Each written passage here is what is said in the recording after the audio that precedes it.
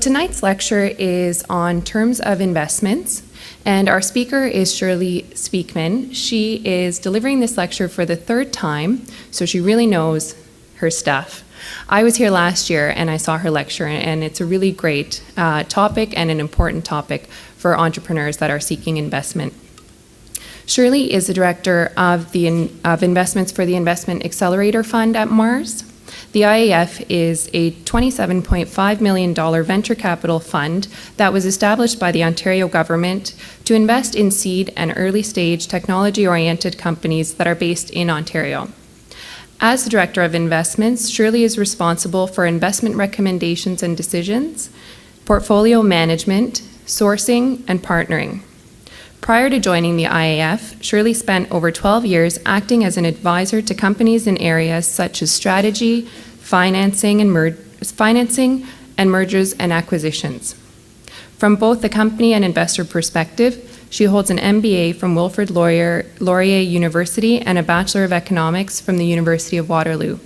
Please help me in welcoming Shirley to the stage.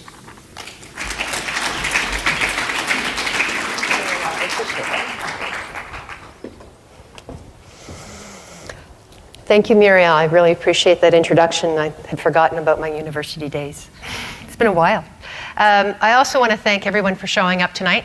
I'm going to try to make sure that I make this presentation worthwhile to you, because I know I'm standing between you and the first game of the NHL playoffs. The presentation is coined terms of investment. But what I really want to focus you on tonight is what VCs want, because it's good to know what the terms are. It's more important to understand why the terms are. So let's get started, shall we? What I often find when I'm helping two parties come together, I do a lot of negotiation, as you can probably imagine. I always find it's very important to ensure that the parties have a place of common ground. And whether you believe it or not tonight, you actually do have common ground with a VC. And it comes down to money. I'm sure that nobody in this audience doesn't want money. Every entrepreneur that I've met has been there's multiple rationales and motivations, but you either you want it for your company or you want it for yourself. So as an entrepreneur, rest assured that VCs also want money. The difference is that VCs, they want big money. And they want big money not just because they're greedy, but it's because their model drives them towards that end. They are focused on those big returns because that's the way venture capital math works. And hopefully tonight, as I go through the model, you'll better understand that rationale. And the fact that their model drives them that way, and it also forces them to ask for certain terms and conditions, which is what the fundamental lecture tonight is about. What I want to make sure that you understand is that most companies are not venture capital candidates. They just don't fit the big money return expectation that venture capitalists have. That doesn't mean that you're not a good company. It doesn't mean that you can't make money. It doesn't mean that you won't be successful. You just won't be the successful return that a venture capitalist requires, which means that you have to make an honest assessment about your company and its potential and develop a financing strategy that is really appropriate for your company.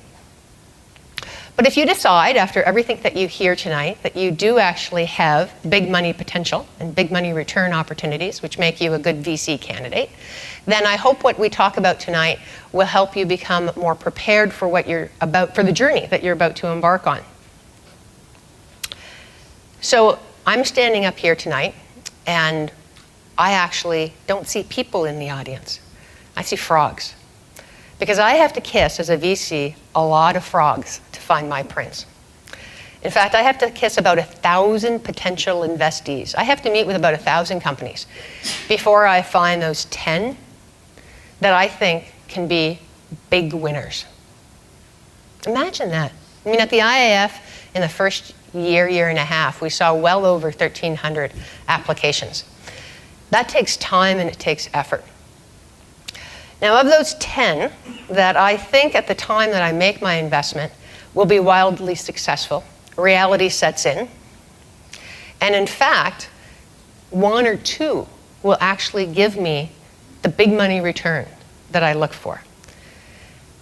The other 6 will be land of the living dead. They'll languish, they won't be wildly successful. The other 2, they're going to flame out really badly. So if I'm looking for the return that my investors or my limited partners in my venture capital fund are looking for, that's the math. 10 companies and 1 or 2 are going to make the returns for my investors. That means that if you're a startup company, I need to see a potential for a 10 to 12 times return on my money in 5 to 7 years. If you're an existing company already generating revenue, then I'm probably looking at something more in the range of 5 to 7 times in about 4 to 5 years. Now, that's a short time frame, no matter how you cut it. And that's what you need to think about as you start to engage with venture capitalists. So, what does that actually mean for you? It means that if you expect your company to double every year in terms of revenue, that's not enough. Can you imagine that? Your company is doubling, and it's not good enough. For a venture capitalist, every one of those opportunities that we actually end up investing in, we have to believe has the potential to be a big home run for us. So let's take a great example. YouTube and Sequoia. Sequoia is one of the granddaddy in the venture capital industry. They're very prolific and very successful. They were one of the early investors in YouTube. And YouTube, as you may know, got sold to Google for $1.6 billion. How I love that word, billion. Billion, billion, billion, billion, billion. I love it. Sequoia, over the term of their investment in YouTube, invested about $11.5 million.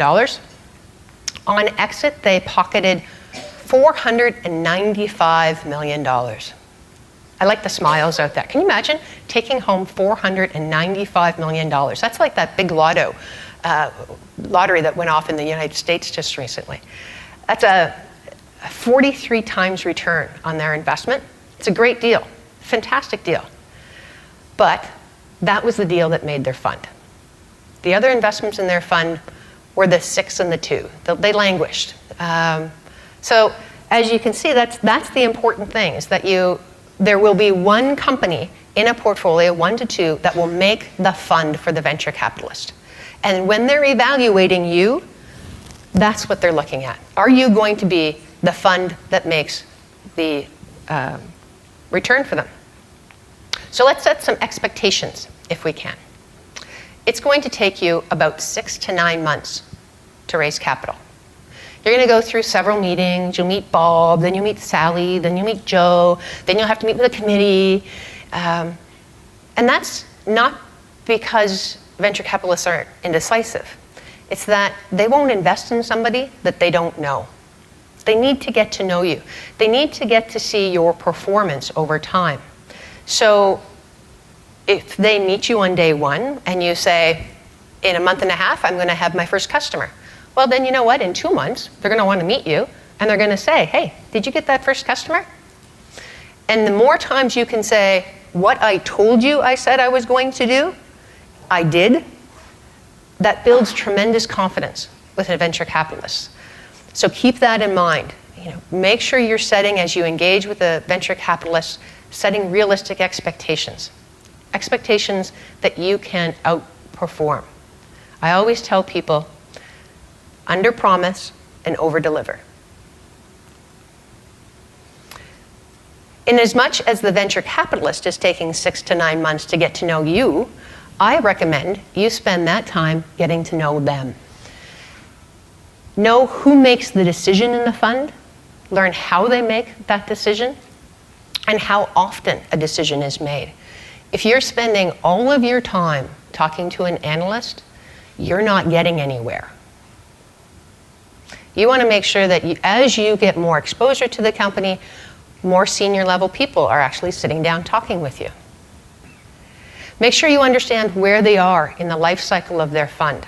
A typical venture capital fund is about 10 years. And it goes through 3 phases. An investing phase, where they actually put their money out. A managing phase, where they manage the investments that they've had. And then an exit phase, which is where they're actually trying to make that 10 to 12 times, or God bless us, a 43 times return. So if you're a startup, you shouldn't be talking to a fund that's in its exit phase. If a fund is 5 to 7 years into its life, that's not a fund for a startup to talk to. You want to hit them when they're making their investments, the first 3 years basically. You want to make sure you ask them what their last few deals were, because that really tells you what their appetite is. You can go onto their website and check out the companies that they've invested in, what their investment criteria happen to be, but really talk to them about what their most recent investments are, and understand if you fit those most recent appetites. And speaking of their websites, they all publish their investee companies. So feel free to pick up the phone and talk to some of their investee company CEOs. And that's really important, because as we get further into this presentation, we're going to start talking about some of the terms and conditions.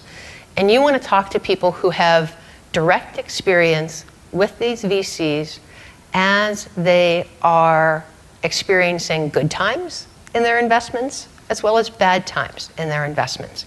Because some of the terms and conditions really only matter when we're not having a good time together. You want to make sure you understand how much they invest at what stage. So they might put $500,000 into you in their first close, but how much do they reserve for follow-on financing? Because you want to make sure you have a VC who actually has the capacity to continue to invest as you go out and raise more and more financing. And I also want you to understand that when a VC doesn't say yes, they're actually kind of saying no. So if you don't continue to move on through the process, then understand what that means. I don't think you'll find a VC who will tell you straight out no. So make sure you get to understand that whole process as well.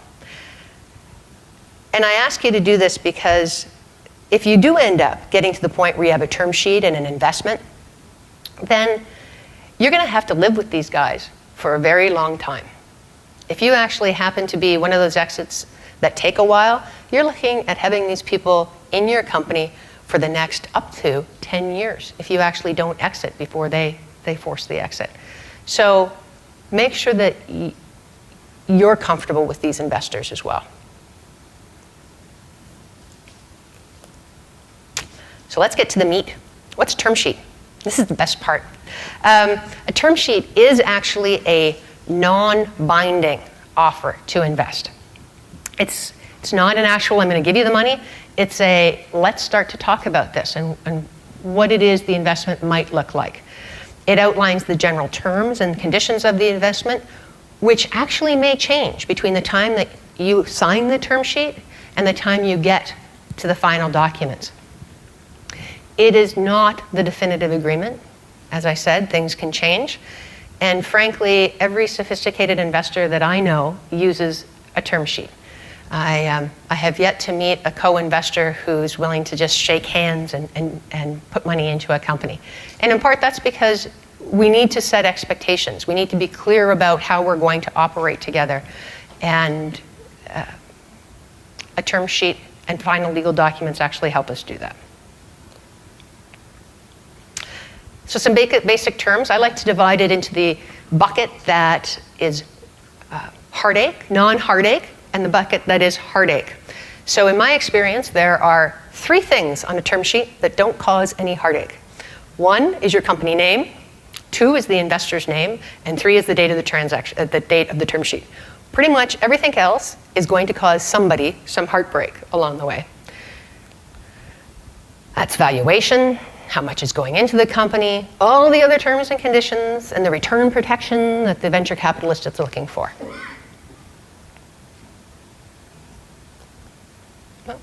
There we go. So let's start with valuation. Valuation is an art. It is not a science. And I can assure you that you will probably never be happy with the valuation you end up getting offered. Whether it's your seed, your Series A, your Series B. And that's just because you have an expectation of what your company is worth and the financiers have an expectation of what your company is worth. And the reality is you can do all the discounted cash flow modeling you want, but you have no cash flow if you're a startup. You can do all the revenue multiples that you want, but again, you don't have revenue. You can do comparable transactions, but you know what? You're not that company. And that's why valuation is an art and it's not a science. And at the end of the day, what it comes down to is what you're willing to accept to get the money into your company. And do you think you can create more value today with that money, or do you have to wait? So this is where we start. We always start at the company's growth forecast. And frankly, if you perform exactly as you tell me you are going to perform, you're probably right. Your company's probably worth what you think it's worth. But my experience tells me that there is not one company I have invested in that has performed exactly to plan. So what do we do as venture capitalists? We do something called rationalizing your forecast, which basically means we say it's going to take you twice as long and twice as much money to get to where you think you're going to be. And by the way, we overlay subsequent rounds of financing on top of that. So you're going to raise $1 million as your seed round. You'll go out for a Series A, which may be $5 million, and then a Series B and a Series C as you grow through North America or global expansion.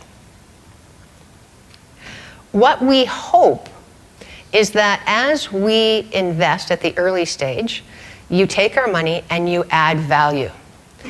The green line is actually a venture capitalist's expectation.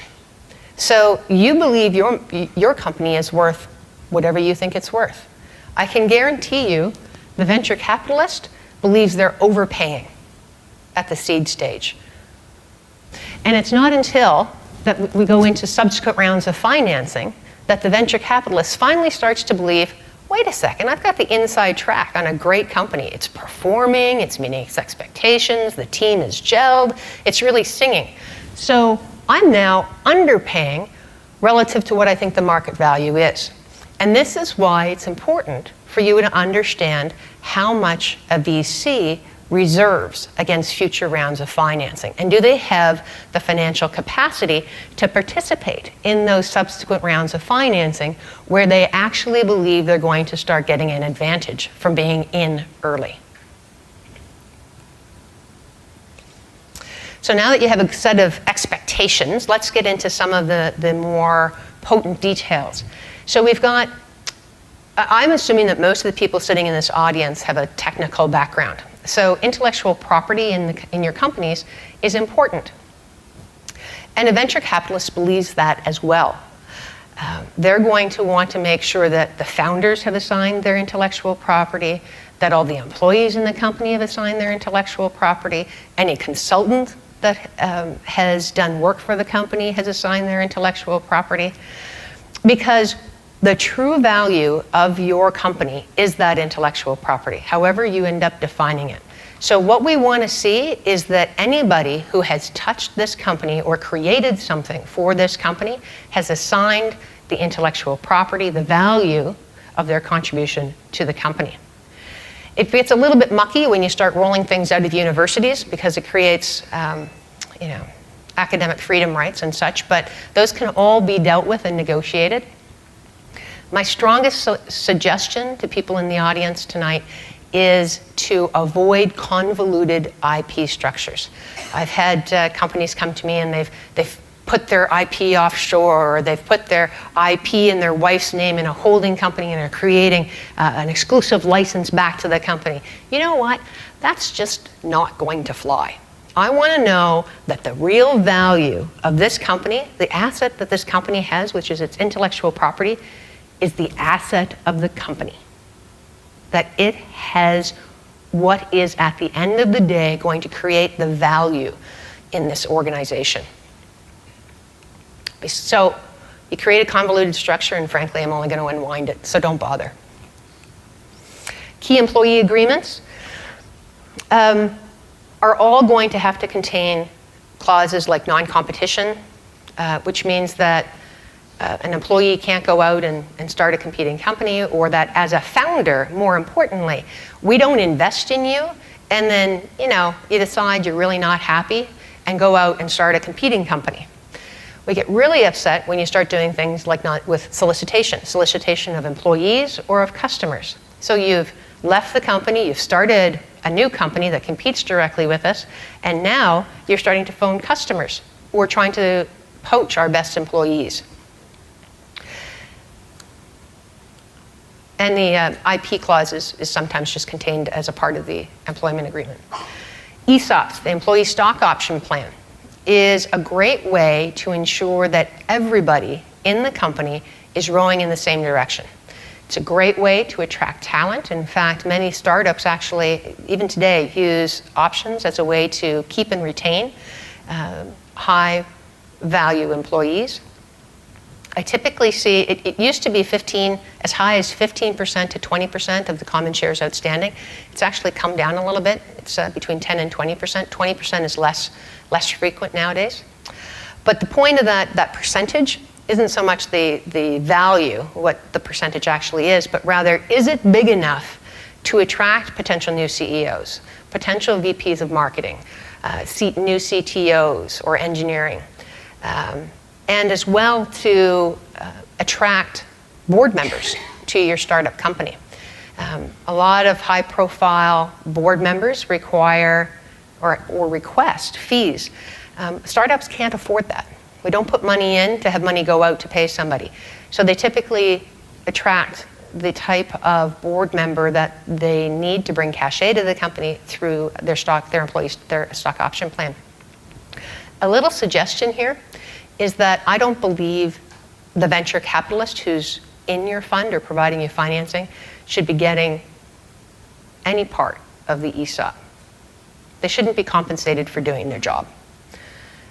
The thing to keep in mind is whether the venture capitalist is asking you to create this ESOP before they put their money in or after they put their money in. If they're asking you to create the ESOP before they put their money in, the dilutive effect of the creation of that ESOP is borne by you or anybody who's come in before the venture capitalist. And you might be able to negotiate that term, but just make sure you understand whether it's pre-money or post-money. So the next element is, what type of shares do venture capitalists get? I suspect right now that if you have a company, everybody in your company has a common share, which means that everybody has the same rights and privileges. If things go south, then everybody is in the same boat. Venture capitalists typically won't invest in common shares. And the rationale is pretty simple. You are in the business day to day. You are far closer to it than they are. You have the ability to make decisions that they don't. Hence, they need a bit more protection as a result of having less control, actually less interaction with the company. So what they typically request is a preferred share. So if things do go bad, and there's any money left in the company when you sell all the assets, then the people who get paid out first are the preferred shares. It's pretty simple. And I don't think that's unreasonable. Then we get into things like, are there dividends on those preferred shares? Sometimes there is, sometimes there isn't. Sometimes those dividends accrue, sometimes they don't. And that all impacts the long-term value of that preferred share. If you've got a dividend, which is essentially interest accruing on that preferred share, it's going to have a larger value in the future than if it didn't have an interest payment or a dividend payment on it. So understand what type of preferred share you're offering. Then the next one is a liquidation preference. This can get pretty nasty. So a liquidation preference really doesn't kick in bad times. It doesn't kick in good times. Because what will happen is that the venture capitalist will say, hoo-ha, this is a 43 times return, and I'm just going to convert to common and take my pro rata portion of the proceeds of this exit. This really starts to kick in, as many of these terms and conditions do, when there's a mediocre or a suboptimal outcome in the company. What a liquidation preference is it says, okay, I invested way back at the start of this company, I invested $1 in this company. So if when we exit, there's only $1, I get it first. And then maybe if there's dividends on it, or I get my principal back plus my dividends. And then you divvy up whatever's left over to all the common shareholders. The kicker is when they ask for something called a participating preference. A participating preference says that not only do I get my original investment back and any dividends, I then participate again as if I had converted into common, and we then participate in the divvying up of whatever was left over. So ask yourself and know whether this is a participating pref, and that's where things get kind of nasty. Anti-dilution. Again, notice what I'm saying here. It protects an investor in a down round. So maybe the market is soft. Maybe sales haven't come off as well as you'd hoped, and you find yourself having to go out to the market and raise money. It's not great conditions, and you might face what's called, as I say, a down round. So you've previously raised money at $1 a share. You now go to the market, and the market tells you the most I'm willing to pay you is 50 cents a share. So an investor can do one of two things. They can say, I have full ratchet anti-dilution protection, which means that you have to issue me the number of shares that it takes to get me to that 50 cent a share place. So that's really putting the brunt of poor performance back on management, saying, I wasn't involved in the day-to-day decisions. You guys didn't make the sales targets. You underperformed. Therefore, the company is not worth what I thought it was when we invested. So therefore, if you have to raise money, you're going to have to make me whole. An alternative approach is to use what's called a weighted average. So you issued shares at $1 a share, and you've issued now shares at 50 cents a share. So there's this nice little convoluted formula, but basically it comes down to what number of shares does it take to get the venture capitalist to that weighted average price per share. This is more of a sharing of the responsibility of a down round, where the entrepreneurs say, yeah, you know what, we didn't deliver operationally, but the venture capitalist is saying, I promised probably to deliver some value, and obviously I haven't. So we're sharing the risk and the result of a poor performance, or the effect of a down market. Redemption. So let's go back to some of the original points I've made, which was make sure you know who you're talking to in terms of the fund and where they are in their life cycle. So this comes into play when a venture capital fund is starting to reach the 7-year mark in its life cycle. They're going to want to start asking for their money back. And that's what this is. They get to go to the company and say, I want you to buy my shares back. So you have to find a way to cobble together the money to buy their shares back. Or they have the right to sell your company. That's the effect of a redemption.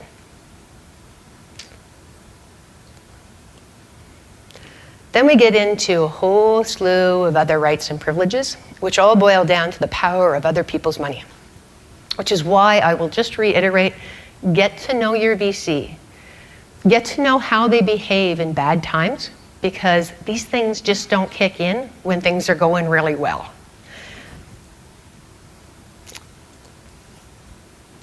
Approvals. This is the first part of the power of other people's money. To date, you've probably been making all of the decisions in your company. You know, if you want to do something, you do it. Well, the minute you take other people's money, you no longer have complete and absolute control over your company. And if you're not willing to accept that, then don't ask for other people's money. It's pretty simple. But if somebody gives you some money, they're going to want the right to participate in decision making. And these aren't really tough if you think about it. You can't change the nature of the business that I invested in. I invested in a widget company. If you're going to start making a toggle company, that's not what I invested in. If you're going to change the capital structure such that it is incredibly dilutive to me or has some negative consequences to me, I think I should have the right to say, I don't think so. I want to make sure that the business plans that you put together are consistent with the investment thesis that I made. I also want to make sure that if there are some key employees that I made my investment decision based on, so you've got the world-leading expert in wazoos. If you decide you want to fire him, you know what? I think I want to have the right to participate in that decision, because that changes dramatically the value proposition and the investment thesis upon which I made my investment. The creation of the ESOP, if it wasn't part of the pre-investment decision. And then here's one that you might want to pay particular attention to, unbudgeted expenditures. So as a venture capitalist, I get that stuff happens. My investment thesis is that not every company is going to perform 100% to plan. So there's going to be deviations that are going to happen. You're going to have to deke and dive. There may be a trade show that you discover you absolutely have to go to. You want to make sure that you have the ability to actually do those things. What the venture capitalist is going to want to do is to make sure that those are within a certain tolerance. So you've prepared a budget for the venture capitalist as part of their investment process and their investment decision. What tolerance, what freedom are you allowed in expenditures where you don't need to go to get their permission? And at an early stage, I typically see about $5,000. Other cases, later stage companies, I've seen everything from $50,000 variance to budget to $100,000.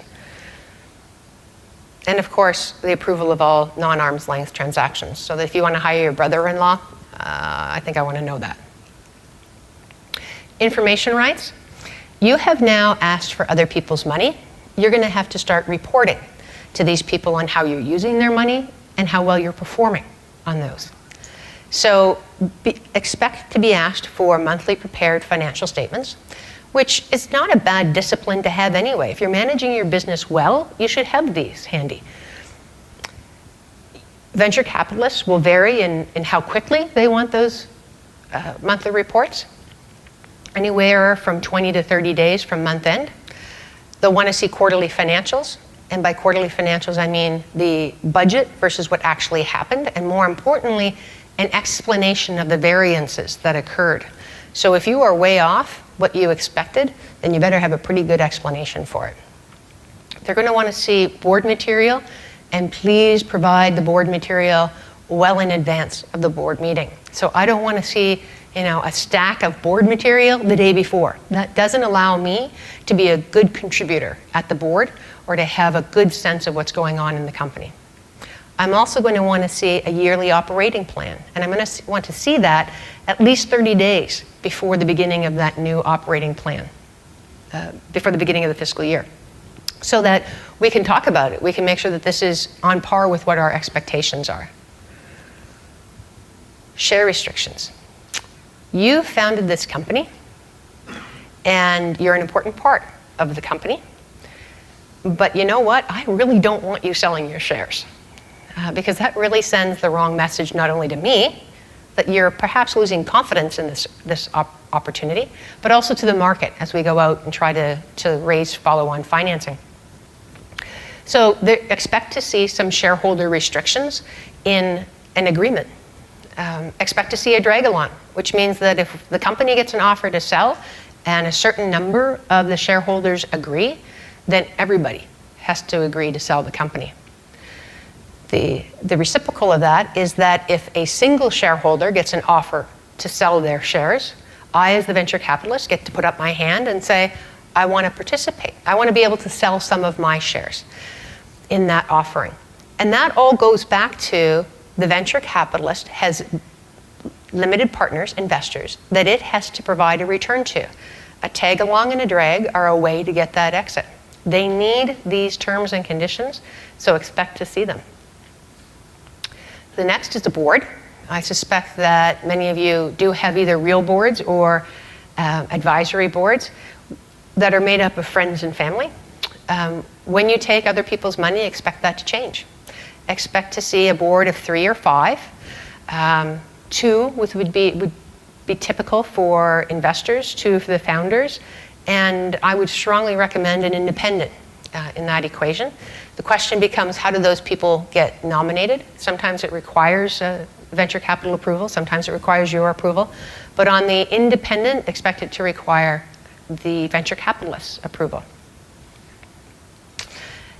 One of the interesting terms that you're going to see is that a board meeting cannot occur without the VC present, which actually makes a bit of sense. I mean, a venture capitalist needs to monitor its investments, and the board is a good way of doing it. And it's also a place where pretty big decisions get made. So the venture capitalist wants to make sure that they're sitting at that table. The tweak is, if they miss a meeting, then okay, that board meeting wasn't properly constituted. But if they miss the rescheduled board meeting, then that's fair game. It's a properly constituted board. Because what you don't want to have happen is to be impeded from an operational perspective in making decisions because some guy can't get to the board meeting, or gal. So I kind of lied at the start of the presentation. I said a term sheet is a non-binding document, which is absolutely true, except for one provision that frankly only applies to you, and that's acceptance and exclusivity. So there is a clause that basically says, once you sign this term sheet, you can't talk to any other venture capitalist.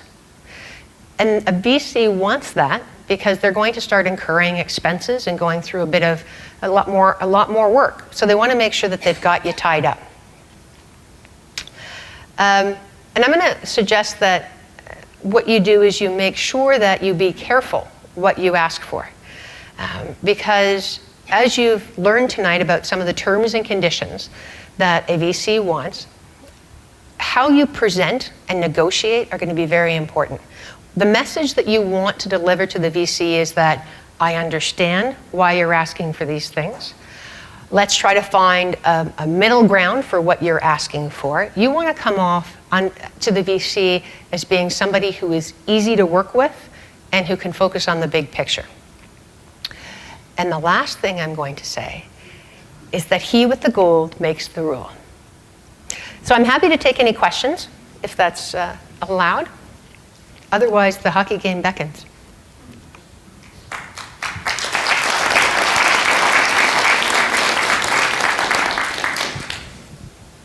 Do we have any questions from the audience, or is everyone anxious to get to the game?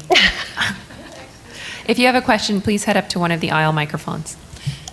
Yeah, thank you so much for your presentation. It's very enlightening. My question is, if you signed a term sheet, or better said, I signed it. Mm-hmm. You're my investor. Right. And you said, but now I can't talk to anybody else. However, as we get to know each other better and I'm performing and things go well, but I'm not quite sure whether you're the right VC for me, now I'm stuck with you. No, I would say don't sign the term sheet until you're confident that this is the right venture capitalist. So you should have spent that 6 to 9 months making sure that this person is the right person. And between the time that you sign the term sheet and the time that you get the final documents will be a matter of weeks. Oh, okay. So you and I get to know each other. Pre me giving you a term sheet. That takes about 6 to 9 months. And then finally I've decided to sign the term sheet. Right. We pretty know from each other. So you know that I'm the right person for you and you know that. Exactly. Okay, great. Yeah. Thank you. You bet. Hi, I was wondering if you could provide a few comments on valuation and exactly where is the best place to start Honestly, I mean, there are some theories out there. There's a Berkus method. There's some others, and basically it says $500,000 if you have a patent. Really, it comes down to what your gut is telling you, right? Are you comfortable that somebody says your company is worth $1 million, and I'm willing to give you $500,000, which means I'm going to own a third of your company? Can you get comfortable with that? That's what it comes down to, because valuation at a seed and early stage is a mug's game. All right, thanks. Hi, there seems to be a lot of terms that protects the investor or the VC. What terms can we have that protects the company or the founders or people on the other side? Perform. Outperform, as a matter of fact. Because a VC is not going to interfere with somebody who is doing exactly or more than what they said they were going to do. So I know what you're looking for is, can you as the entrepreneur buy out the venture capitalist? You start asking for those types of requests, they're atypical, and they're going to make the venture capitalist receive the wrong message. Okay, thanks. I was just wondering, in the term sheets, will there be anything about salary? So if you're a startup and no revenue, you obviously have certain expenses you have to cover, salary of the management team included. How does that normally work? So the way I typically handle it is through the getting to know you and due diligence process. We work through a budget, and we negotiate line items in a budget. And a startup who's asking me for a CEO salary of $220,000 is not going to get that. But I also recognize that you have personal bills to pay. I also recognize that I don't think I want my CEO surviving on macaroni and cheese. So there is a medium there. But what I'm going to suggest that you consider is that sometimes what you have to offset. So you might have to take a smaller salary to maintain a larger percentage of the company. So you're either going to get rewarded in your salary or you're going to get rewarded in the equity bump at the end of the day when we get that 43 times return. So which message do you want to send, right? And where do you actually want to get your return? In your salary or in your equity? Okay, can I ask a second question? Sorry, just relating to Instagram and the recent Facebook. I don't do social media. All right, but I guess my question is, I was just reading an article, and I can't remember the exact percentage that the two founders had, but it wasn't much. They'd given up a lot of equity away to venture capitalists, and they've probably walked away with a nice check, and they're probably happy with that. But my question is, if you're going to approach a venture capitalist and you're going to give away equity in a company, what range in terms of dollar value do you think, if you're talking 500,000, $1 million, what do you think you need to be getting from them in order to give up half of your company, or does it really depend? As I explained earlier, that comes down to kind of like a valuation question. So listen to your gut, and second, make sure you understand what the venture capitalist is bringing to the table. Do your due diligence on the venture capitalist. There are venture capitalists who say, I bring value, and that you're going to get value out of me. Check with their CEOs and make sure that they brought the value that they said they were going to bring. Because if a VC can bring you the first customer, introductions to customers, get you into Facebook as a potential acquisition, then you know what? Maybe what they're asking for is reasonable, because they're actually bringing something to the table that you can't get yourself. So those are the trade-offs, and that's why valuation is an art, not a science. Right. Thank you. Okay, I've got a couple of questions, Shirley. The first one is kind of related to this idea of pricing a company. And it is, say a founder has invested, a combination of time, money, whatever it is, in setting the company up. Pre-money, the company thus has, sort of a negative amount of whatever, balance stuff. But basically, they've put money and time into it. awkward might it be, or otherwise rare would it be, for a founder to ask from a VC in their initial round of investment for payback on that investment? Very. It's often, right? It's regular. No, you're asking me to. It's awkward. It's unusual for me to Okay. pay you Yeah. for what you've put into the company. If you're Okay. saying, I forgo, a year and a half of salary, and I want, the equivalent of a year and a half of salary of what I was making, that's not going to happen. No, or more so like actual investment. Like I've spent $500,000, getting this technology built. So people ask me that all the time, Yeah. and I reply, I didn't actually have the ability to decide what supplier to use. Yeah.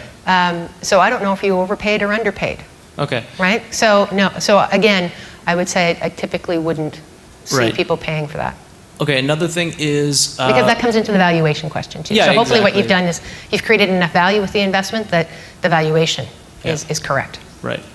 Another thing is, given today's kind of globalized economies and everything else, it's increasingly, I would guess, I don't know, perhaps like, I don't know.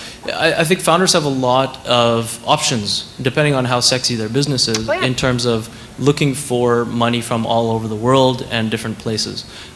So what, if there are any, aside from the obvious, regional proximity questions or answers, but like, what makes Canadian VCs particularly attractive for Canadian companies, would you say, outside of them, being able to physically be at your board meetings more often? One very simple thing is that a US VC, let's say somebody from Silicon Valley, is very unlikely to invest in a Canadian startup that doesn't have an investor on the ground.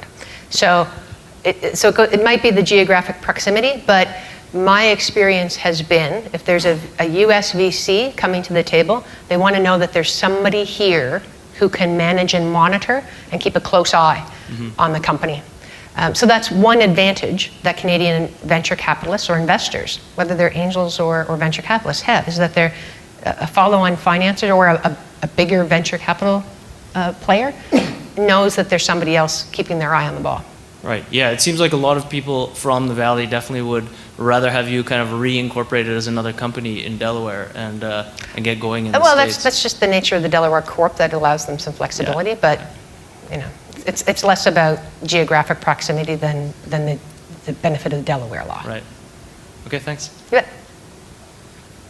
You've mentioned about the 5 C's and the last item, collateral. Going back to this valuation question, where in an intellectual property company, I would guess that the value of the company, a lot of that is really goodwill and some estimate. But in the end, there has to be some collateral. About how much of collateral do you normally put? So, for example, a valuation, say, $1 million company, how much of a collateral are you expecting the founders and company to have? So that was actually the video prior to me, and I would say that she would typically be a later stage than I would. The Investment Accelerator Fund, which is what I'm part of, when it invests all by itself, uses an instrument called a secured convertible debenture. And we secure against the intellectual property and tangible assets of the company, which basically says the most that the IAF can put in is $500,000. So basically what we say is we're putting $500,000 into the company, and to secure my position, I'm going to get a security agreement that says I have 100% control of the intellectual property and tangible assets if the company fails. So I can fly in, take your intellectual property and sell it if I need to. I can fly in, take the tangible assets, which with an IT company is typically the Dell laptops, and sell those. Right? So from the IAS perspective, when we invest alone, that's the security that we would look for. The other, I can't speak specifically to what her expectation would be in terms of collateralization of the loan. Does that help you, or did that not? I guess this is the difference between valuation versus hard assets. And So the IAF doesn't value. We just say, we're giving you money and I need security. The only real security you have in the company is the IP. It's that simple. So we would take, so in summary, I think from the IAF's perspective, when we invest all by ourselves, we would take 100% coverage of our investment. Yep. Hi, I'm not too worried about the timing. The Leafs are out of the playoffs, so I really don't care. About sales projections, when Yes. I've talked to other entrepreneurs, they've described it as being a game. Is that everyone, when they go forward, puts up hockey sticks, and everyone at the other end is basically totally flattening it out. Is there any way to go into this without what seems to be just sort of playing a game of, you know, we'll go to the dartboard when it comes to sales projections and you'll go to the floor.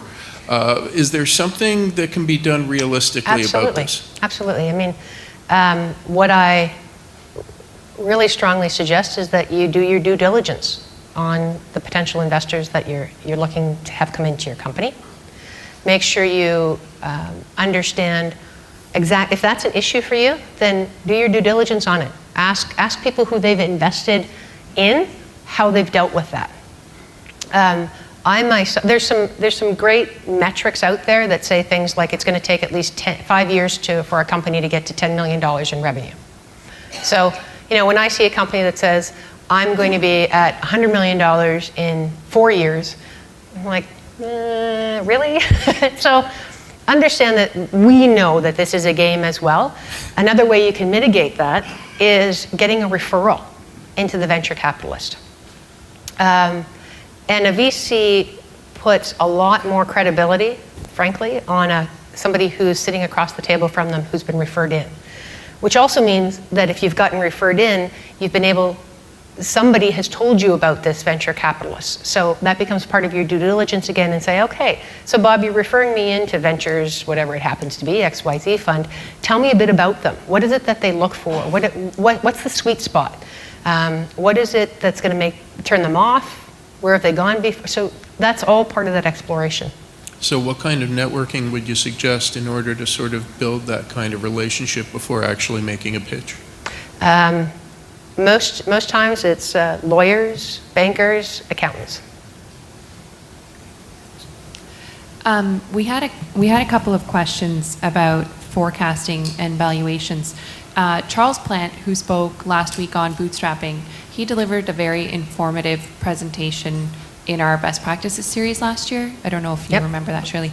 It's called The Art of Realistic Forecasting. If you go to our video page, marsdd.com/videos, it's filtered under the best practices series. You'll be able to find that lecture and look. And I think that's where I got the 10 million in 5 years.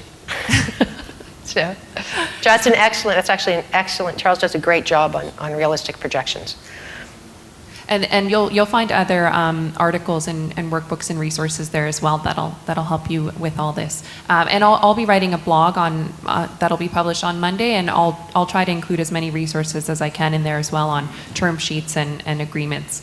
Also, I wanted to mention next week, so we're continuing the raising money portion of the lecture series. Next week we have a VC panel, and it's being moderated by Barry Jakir, who Shirley works with in the IAF. So that'll give you a perspective of various successful VCs, and there will be an opportunity to ask questions and network with them as well. So that's a great opportunity. So that's at next week's lecture. So thank you very much, Shirley. Absolutely. Thanks again, for always supporting our program and for a really great presentation. Absolutely.